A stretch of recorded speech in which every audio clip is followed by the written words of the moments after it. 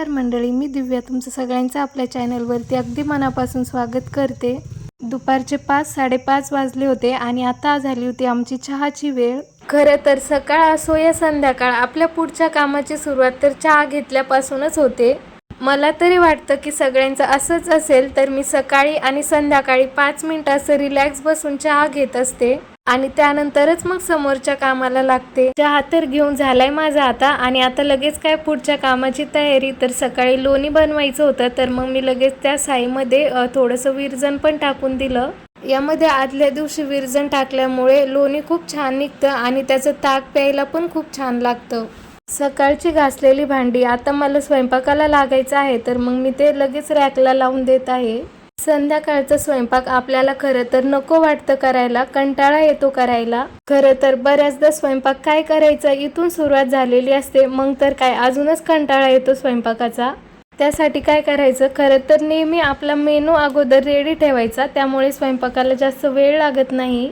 तसं तर आजचा मेनू कोणता करायचा हे माझं ठरलेलंच आहे, पण तरीही मी स्वयंपाकाला सुरुवात माझा दुपारचा चहा झाल्यानंतर लगेच करते आणि त्यामुळेच मग माझी भांडी घासणं, झाडून काढणं वगैरे बाकीचे सगळे कामं लवकर उरकतात। तर मी सर्वात अगोदर कणिक मळून ठेवते। चपाती बनवायची असो किंवा दुसरा एखादा मला चपातीपासून दुसरा पदार्थ बनवायचा असला तरी सुद्धा कणिक चांगलं मुरलं की लगेच मग मी चपात्या करायला घेते। तर आज मला चपात्या न बनवता याचे पराठे बनवायचे होते। ते कसे तर समोर दाखवते। तर आपण जशी चपाती लाटतो ना नॉर्मल, तर तशी चपाती लाटून घ्यायची। चपाती लाटून झाल्यानंतर त्यामध्ये 1 चमचा पावभाजी मसाला, 1 चमचा मिरची पावडर, चवीनुसार मीठ आणि वरतून 1 पळी तेल टाकायचं। हे मिश्रण सर्व एकत्र करायचं आणि पोळीवरती पसरवून द्यायचं। हे सगळ्या पोळीवरती चांगलं पसरल्यानंतर वरतून भरपूर सारी कोथिंबीर टाकायची आणि मग त्या पोळीला मी व्हिडिओमध्ये दाखवतेय त्याप्रमाणे फोल्ड करायचं। फोल्ड केल्यानंतर मग अशा प्रकारे करायचं आणि याची पुन्हा मग आपल्याला चपाती लाटून घ्यायची। याला पावभाजी मसाला पराठा म्हणतात किंवा लच्छा पराठाही म्हणू शकता। खरंच हा टेस्टला खूप छान लागतो आणि जेव्हा भाजीला घरामध्ये काही नसेल ना, तर तेव्हा हा पराठा खूप छान ऑप्शन आहे। हा पराठा तुम्ही एखाद्या चटणीसोबत किंवा सॉससोबत बी खाऊ शकता। पराठा लाटून झाल्यानंतर मग गॅसच्या मीडियम फ्लेमवरती याला तेल किंवा तूप लावून एकदम छान खरपूस भाजून घ्यायचं।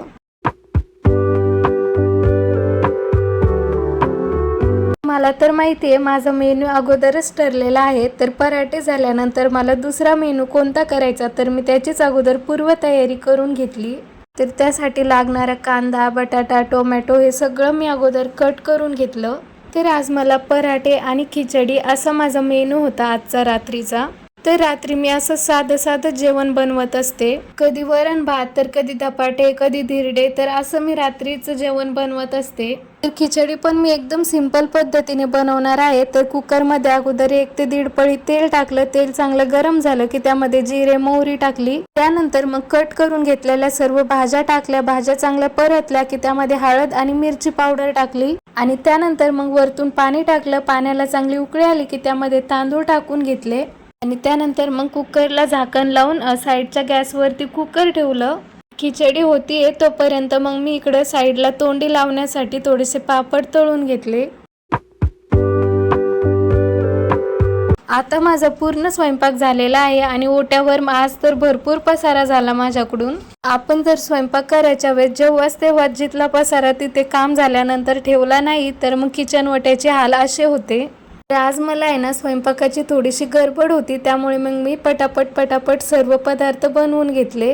त्यामुळे मग मी या पसाऱ्याकडे जास्त लक्षच दिलं नाही। तरी सुद्धा मी ठरवलं होतं की जेवण करण्याच्या अगोदरच हा सर्व पसारा आवरून घ्यायचा आणि त्यानंतरच मग जेवण करायचं। कारण कसं होतं ना, हा पसारा असाच पडू द्यायचा आणि जेवण करून घ्यायचं आणि जेवण झाल्यानंतर मग आपल्याला हे काम करायचं खूप कंटाळा येतो। त्यामुळे मग मी किचन वाट्याची क्लिनिंग नेहमी जेवणाच्या अगोदरच करून घेते। त्यानंतर स्वयंपाकाला लागलेले भांडे पण मी जेवणाच्या अगोदरच घासून घेते, कारण मग स्वयंपाक झाल्यानंतर फक्त जेवणाची भांडी घासायचंच काम असतं। जेवणाची तर थोडीच भांडी असतात, पण आपल्याला स्वयंपाकाला भरपूर भांडे लागलेले असतात। भांडी झाल्यानंतर मग आम्ही छान निवांत बाहेर बसून जेवण केलं।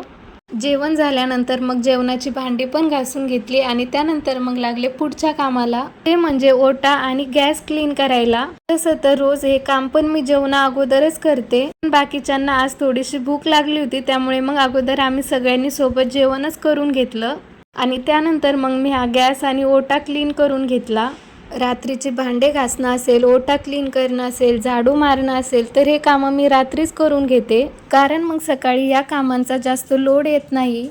खरं तर रात्रीचे 9-9:30 वाजलेले आहे, म्हणजे जास्त काही उशीर नाही झालेला.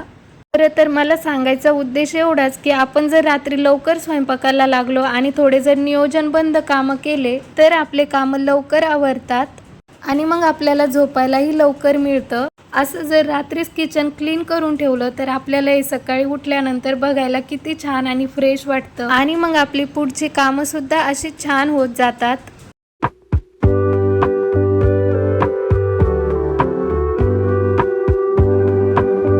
ओट्याची क्लिनिंग झाल्यानंतर मग या बॉटल्स रिकाम्या झालेल्या असतात, तर त्या पण मग मी रात्रीच भरून ठेवते.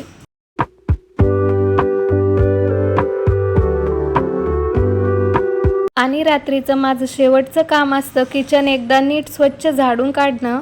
फरची नाही पुसत मी रात्री, एखाद्या वेळेस जर भाजीचे वगैरे डाग जर पडलेले असतात तर तेव्हाच पुसते. मग फरची मग मी दररोज सकाळीच पुसून